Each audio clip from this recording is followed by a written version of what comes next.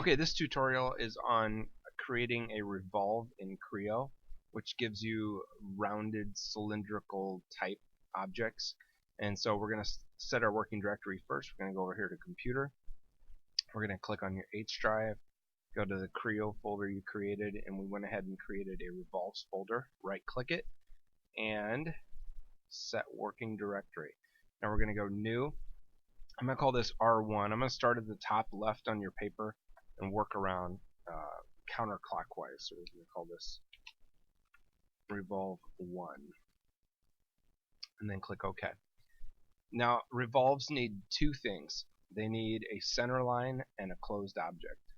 And so if you do that correctly, it'll work out. Now when you look at your paper, there's an object and then there's a center line on the left side of the object. Go ahead and keep the center line on all the samples on the left side, and then make sure you close the object as well. On the paper it's not closed. So we're going to go revolve, we're going to click on front like always, and we're going to click sketch view, and then we're going to rough out what the shape looks like. So we're going to use our line tool. We're going to go like this and just kind of rough out roughly what the shape is going to look like. Now the only difference between the shape on the screen and the shape on the paper is the fact that we're going to use this fourth line to close the object. That's a must.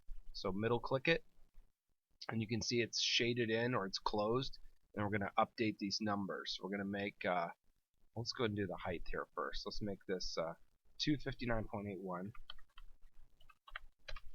Okay, and then let's just pretend we didn't have some of these numbers. Now you see there's an angle here, but it's not identified on your paper. We don't know what the angle is right now. So what we're going to do is we're just going to add dimensions.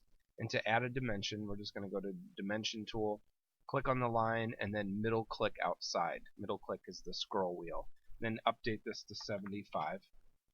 Go to the bottom, and again we're just going to assume there's no number here. So we're going to go to the dimension tool and click and middle click, and it adds the number, and it's 225. And that is all the information you need, and it's correct.